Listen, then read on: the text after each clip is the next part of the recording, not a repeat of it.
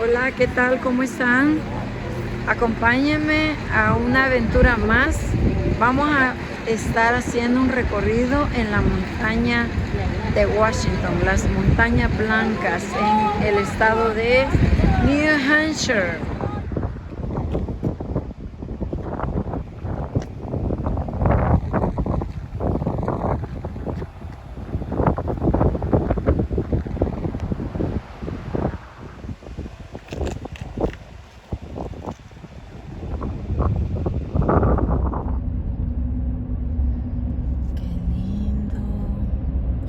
Estamos llegando a las montañas blancas de New Hampshire. Aquí les dejo una toma para que se deleiten de estas montañas espectaculares. Es precioso, hasta allá arriba vamos a subir si Dios nos lo permite. Pero ahorita apenas estamos llegando. Allá pasa el tren. Lo vamos a subir en tren. Así que pendientes con el video, vamos a subir los videos para que ustedes también sean parte de este paseo de las montañas blancas de New Hampshire en Estados Unidos.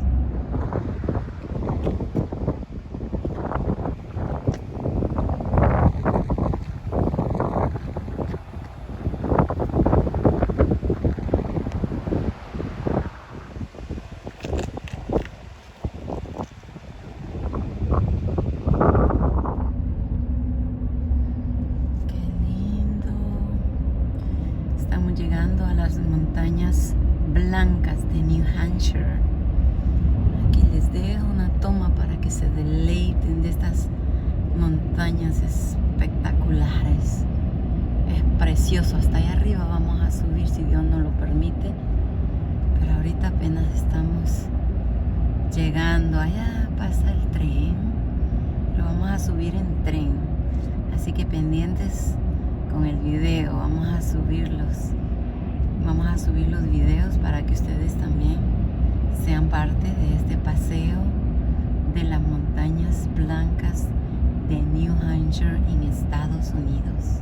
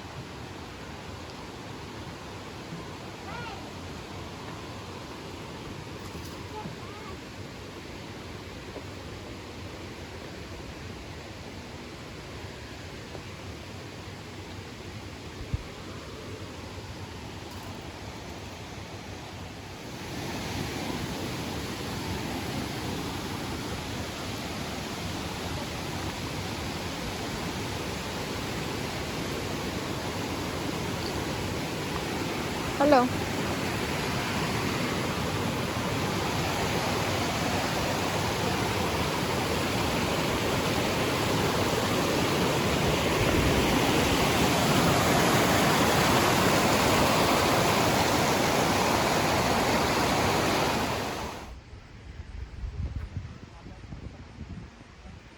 Bienvenidos a la estación de base para elevación de 2.700 pies.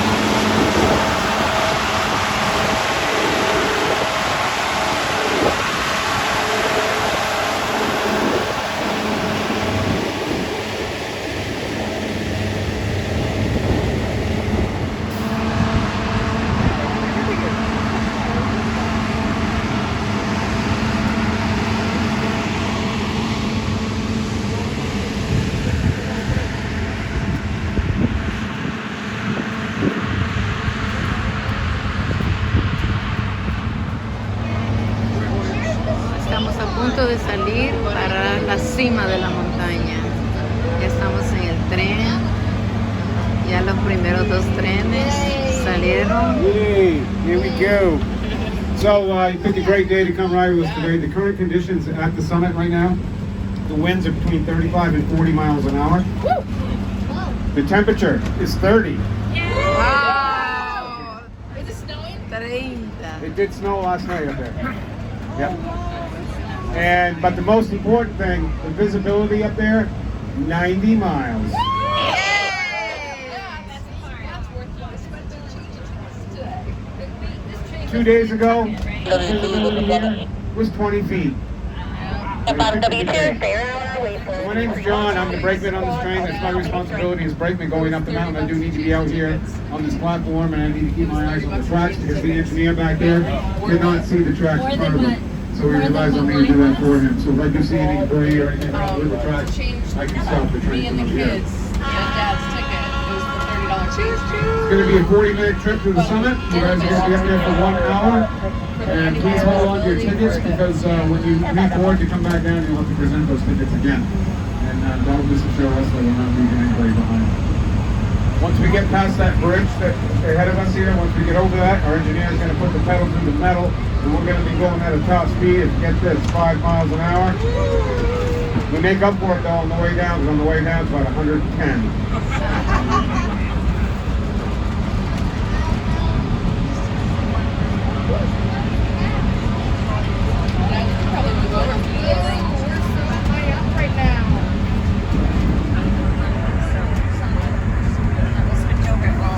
Yeah, so we're at an elevation of 2,700 feet right here. The summit is 6,288.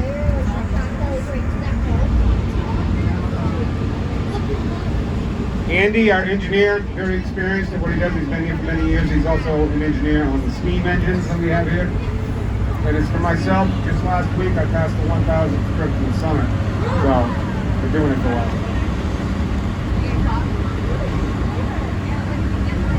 Nothing.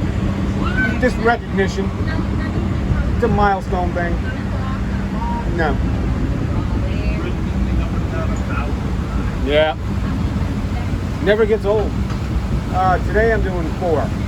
Yeah. So we are crossing over what's called the Amazon River. This river is the cleanest river water in the world, right here. This river starts near the summit, Mount Washington. There are 2 lakes here called Lakes of the Clouds. Those 2 lakes are at an elevation of 5,000 feet. Makes them the highest elevated body of water east of the Mississippi River.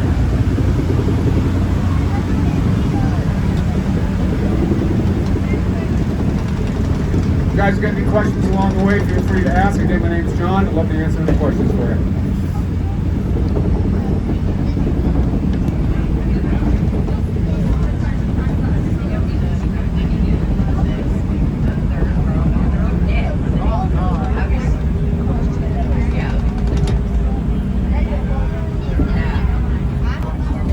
So I just want to let you guys know how this train is set up. Okay, it's kind of unusual setup, but that locomotive and this coach are not connected together by any mechanical means. There is no chain, pin, or hitch that couples us together. We're simply just resting up against the bumper of that locomotive. Interesting. I would have assumed the reverse. So there are 55 cog railways in the world right now. This one right here was the first one ever built. We're pretty proud of that. And out of the 55, this one is the second steepest one in the world. The average grade of this track is 25%, and what that means is that for every 100 feet that we advance, we gain an elevation of 25 feet. That's the average grade. The steepest grade that we're going to experience today is just under 37.5%, and that's pretty steep.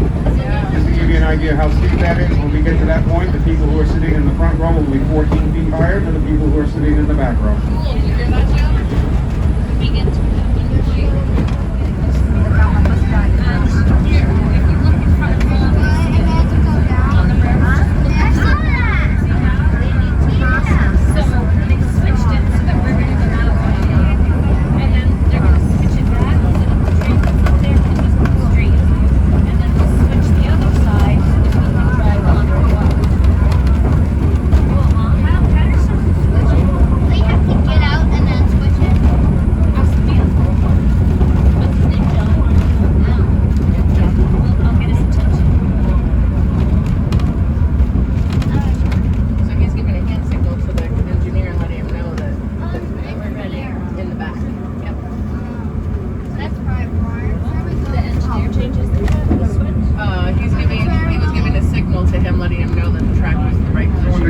to the switch, when our engineer gets to that box right there, that's on that boat, he'll reach out the window, throw the switch behind us, so that the train's coming down. It's on the electric boat switch. It seems like he's the engineer one created. Did you hear that? Did you hear that, Jimmy? How the switch changed that? Yeah. Did you already decide? So there's a switch in that wall. It's an engineer in the back will manually switch it. So that You know what that tank is for? Right there, that water tank. No. I think it's for refilling the so now we know our answer to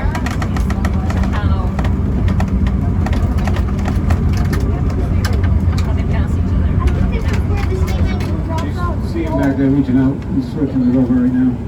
Oh yeah. That's good. You remember. This water tank we're going to be passing on the left-hand side of the coach. There's 1,200 gallons of water in that tank, and it's gravity fed from a spring that's higher up the mountain. And we use this water tank for our steam engines. They have to stop here, top off their tank so they can make it to the summit.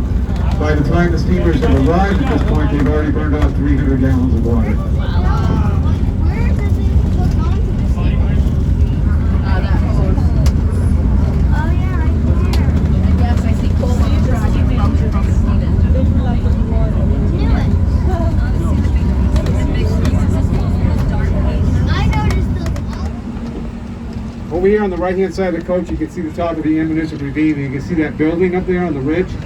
That's called the Lakes of the Clouds Hut. That is on the Appalachian Trail, and that's a place where hikers can spend the night there or get a meal there if they'd like to. These first 2 peaks to the south of that building is one mountain, that's Mountain Road. Ay, ay, ay. Next mountain down is Franklin, and then the third one back in. Ok, me siento para que otro vea. Muchacho.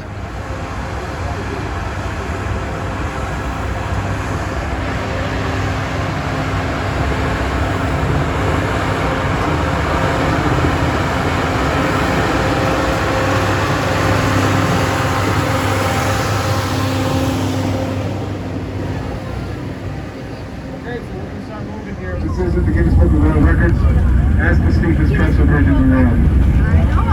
This trestle bridge is 300 feet long, and we're going to be 30 feet off the ground here. Look down there. Look down there. Taking pictures.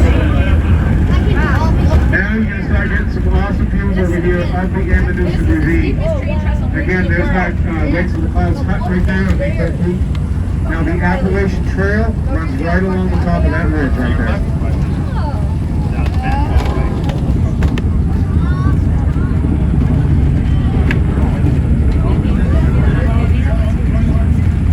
Esa es agua, ¿verdad? I bet that house is perfect. Is that house No, son perfect? piedras. I tried. Look back. I tried. Planted. Now I've always wanted to be in 2 places at the same time, and now I am because my feet are well inside the coach and my head as well outside the coach, and I'm standing straight up. This ravine over here to our immediate left is Burt's Ravine. It's 900 feet to the bottom of that ravine right there. If you take a look into the valley beyond, you can see a highway out there. That's US Route 2. That's going through the town of Jefferson, New Hampshire. Sands Village, if any of you been there, is right here.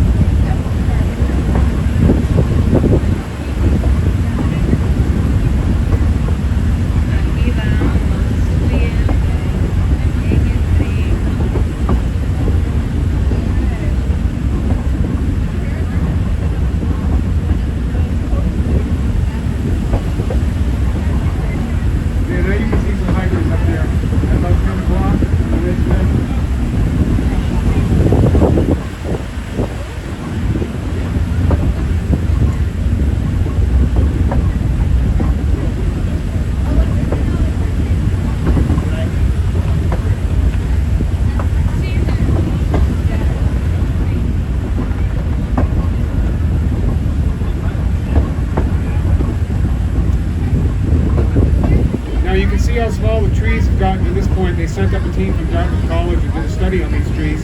By the way, Dartmouth College actually owned the Cog Railway at one point. These trees are all fully mature, and the majority of them are well over 100 years old.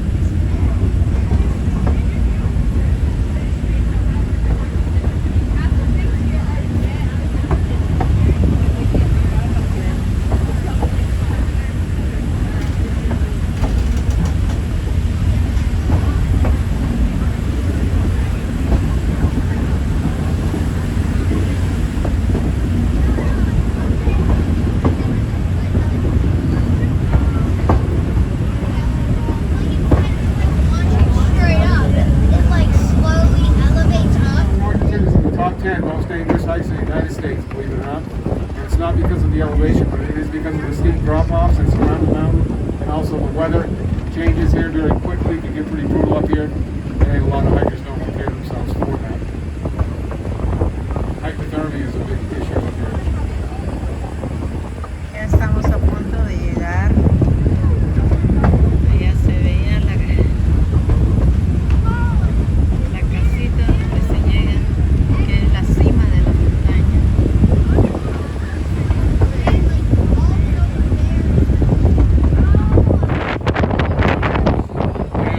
A este punto tenemos un frío de 30 grados.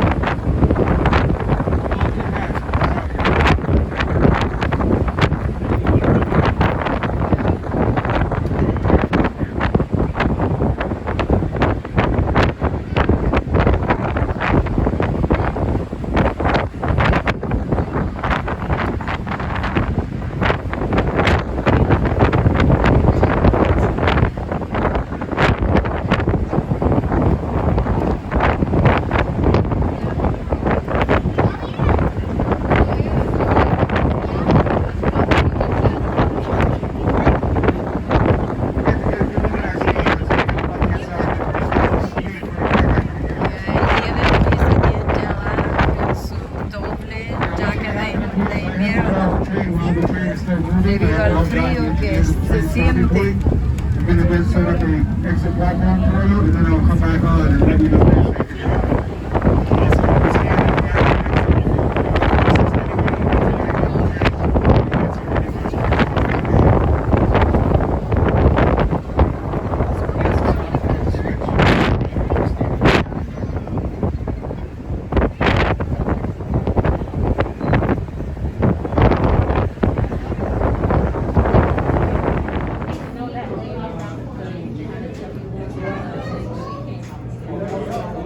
Así se ven las montañas en el invierno cuando cae nieve. Y así se ven en el otoño. En este momento se ven así porque siempre está bien frío.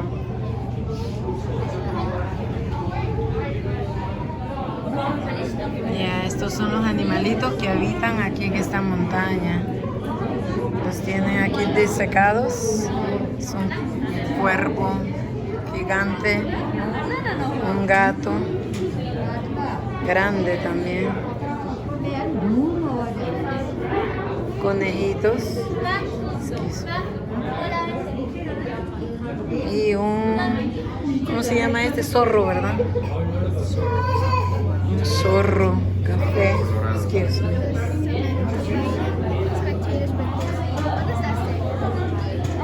Y una comadreja.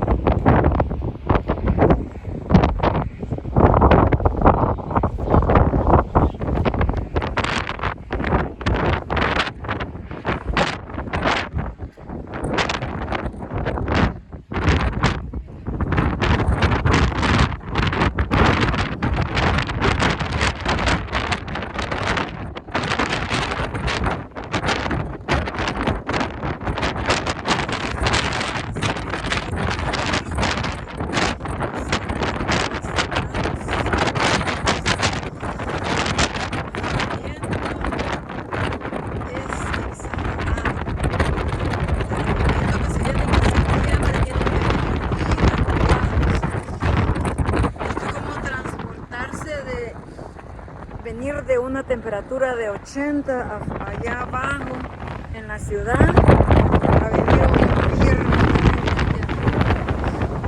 pero vale la pena.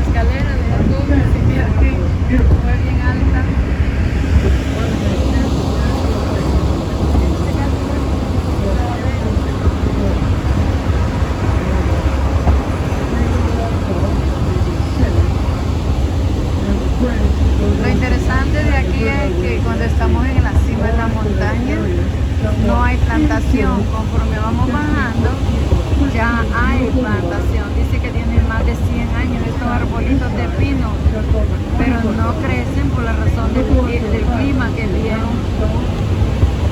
bien helado. Pero sí podemos ver que conforme vamos bajando los árboles son más altitos. Pero de igual manera no crece. Por